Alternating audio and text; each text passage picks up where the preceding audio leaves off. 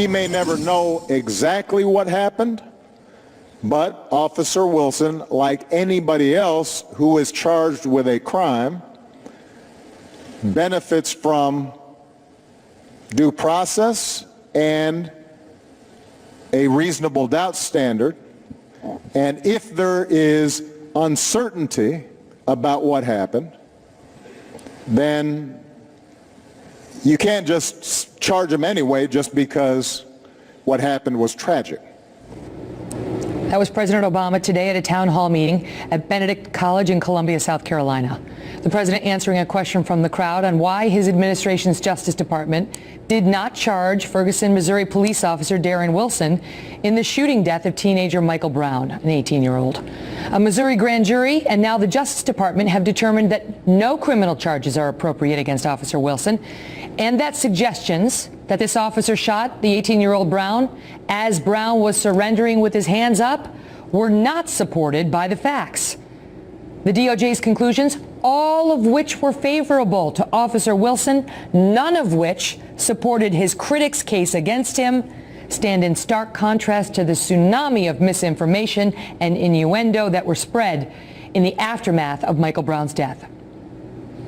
He turned around and he put his hands in the air, but the officer still approached with his weapon drawn, and he fired several more shots, and my friend died. We want to know why he felt the need to execute Michael and Leslie's child. How can you justify killing and shooting down a man in the middle of the street, execution style? The issue is how a young man with no deadly threat, no life extenuating circumstances was shot multiple times. We have a responsibility to come together and do everything we can to achieve justice for this family. A vigorous prosecution must now be pursued. Hands up. Don't shoot. Hands up. Don't shoot. Hands up. Don't shoot. All of those people have since come out to apologize to Officer. Oh, wait. Rich Lowry is the editor of the National Review. Leslie Marshall is a progressive radio talk show host, and both are Fox News contributors. And now even the president, Rich, today suggesting that it was basically just this tough, reasonable doubt standard that led to Officer Wilson not being charged. And before I give you the floor, I just want to take the audience through it, okay?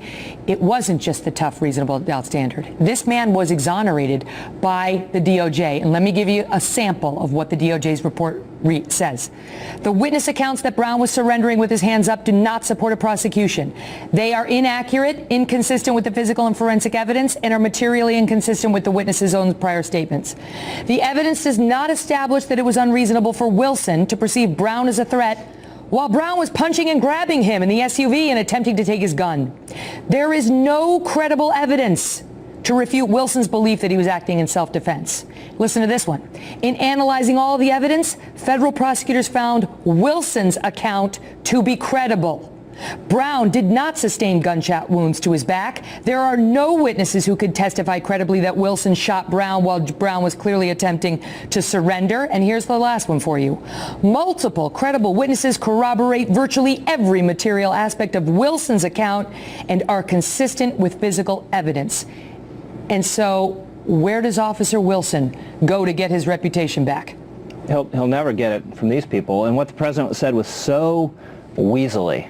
You know, he's suggesting, oh, it's such a close call, and it's just that he has the reasonable doubt standard on his side. This is not a close call in the least. If the president had any decency, he would just say, look, I like to tell people sometimes things they don't want to hear. I know some people on my side don't want to hear this, but there is zero credible evidence that this was a racist assassination. But he won't say that because the left is full of Ferguson truthers who are invested in a lie about this case, that Michael Brown held up his arms and said, don't shoot. There is zero credible evidence that that happened, but a movement has been based around that falsehood. Leslie?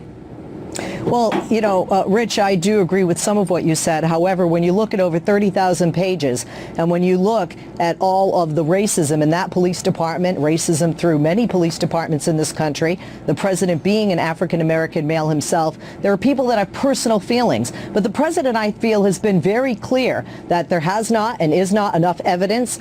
There was no indictment that came down. And after this Department of Justice investigation, that there was not enough evidence to charge him. And I feel the president was very strong in backing the Department of Justice in their investigation and in their findings and the outcome of that. It's not enough to say there's not enough evidence to indict him. All the evidence, all the credible evidence, the physical evidence, and the witnesses whose testimony is consistent with the physical evidence and is internally consistent, all suggest this is a justifiable act of self-defense. That's so again, what the it wasn't a DOJ close said. call. And look, I don't like the traffic stop policy in Ferguson or any of those jurisdictions there in Missouri. It's predatory, it's stupid, but it's not necessarily racist, and it's not what this movement was based around. It was based around the idea this Michael Brown was shot in cold blood. And what about, Leslie, all those people whose sound bites we just played? I mean, Al Sharpton, there was no deadly threat. They're talking about how Officer Wilson executed this young man. Executed. The governor of Missouri saying a prosecution must take place. Where are the mea culpas? Well, I don't think you're going to hear the mea culpas, because I think there's still anger and there's a disconnect between the African American and most minority communities. When you talk about those stops, there is racial profiling involved. But let me just ask you this. But let me interrupt you and ask you, Leslie. I'm going to give you the floor. Wouldn't it be so much more credible if they came out and said, we were wrong about Officer Wilson, but we want to talk about what the DOJ found with respect to Ferguson. Then people might listen. But when they're standing firm on Officer Wilson and not acknowledging that all the innuendo and rhetoric they ginned up was false and totally baseless, it's tough then to listen as they get to point B. Well, I understand what you're saying, but there's not going to be an apology, because you have to remember there's the perception, there's the reality, there are the facts. O.J. Simpson acquitted. How many of us believe that he is guilty?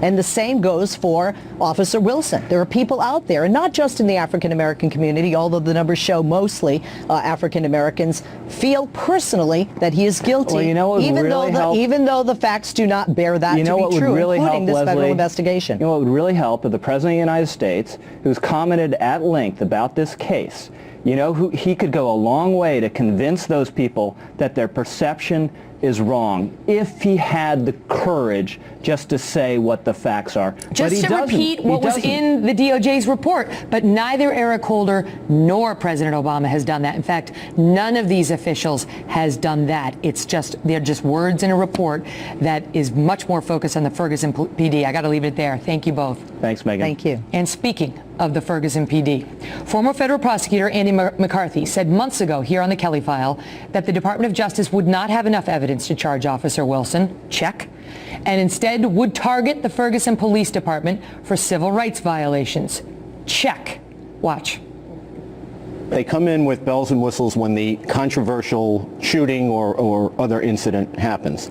They inevitably have to come back and say, as they've said time and again, there isn't enough evidence to do the case on this shooting, but we now have a broader inquiry into the police department. Joining me now, Andy McCarthy, former federal prosecutor and National Review contributing editor. How did you know? I wish I could claim to be a rocket scientist, but when they've done it like 24 times, you kind of get the point. This is a pattern by the DOJ. Explain. Yes, it is a pattern. They basically, all across the country, and now it's well over 20 city or town police departments across the country. They come in usually on some incident that gets attention. They don't have a prayer of making a civil rights case on the individual incident on the basis of the law, but they use it as a pretext to go in and do what they call a pattern or practices case against the police department. And that's basically rigged to connect up with a law that was passed in 1994 that allows them to come in and do this hocus pocus that they call disparate impact, which, to make a long story short, does a statistical analysis of all the arrests. And if you look at it the way racial bean counters look at it, they deduce that there must be racism because of the number of minority people arrested compared to the number. Well, what about that, though? Because population. these are the numbers. So let's say that was Right. all a scheme by Eric Holder, and Right. you know, mission accomplished. It happened. When he went into Ferguson, his defenders say he found it. I mean, if this had been a legitimate police force not discriminating against African Americans, he would not have found the numbers that we saw there, where it was 93% of the arrests were of black people, but only 67% of the population was black, and so on. Megan, they don't control for the only thing that matters, which is offender behavior, right?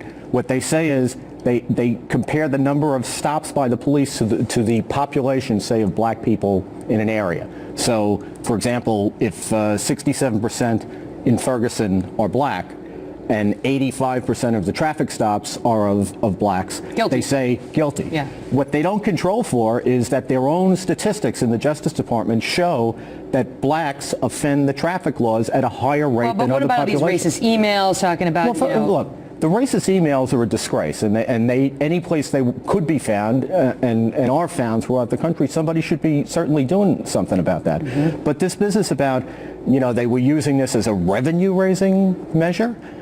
You know, first of all, the statistics also show that blacks pay their fines at a lower rate than other populations so do. you're not buying the Ferguson PD is a bunch of racists thing? No, what I'm saying is that they don't factor in offense behavior pattern. So, for example, you know, blacks between the age of 14 and 17, 10 times higher murder rate than whites and Hispanics combined. Now, we have real dead bodies there. Is someone going to say that that's a racial thing? It's an interesting perspective. No one's really been defending the Ferguson PD, and from a legal standpoint, you were making the case that this could be, you could do this to virtually any police department, go in and play the numbers game. It wouldn't wind up in their favor. We'll see how it shakes out. Well, you can. Before I let you go quickly, are they going to be able to defend themselves? They're going to have to submit. No, the Justice Department's got a $28 billion budget. Nobody can compete with that. That's what you said before, too. Andy, good to see you. Thanks, Megan.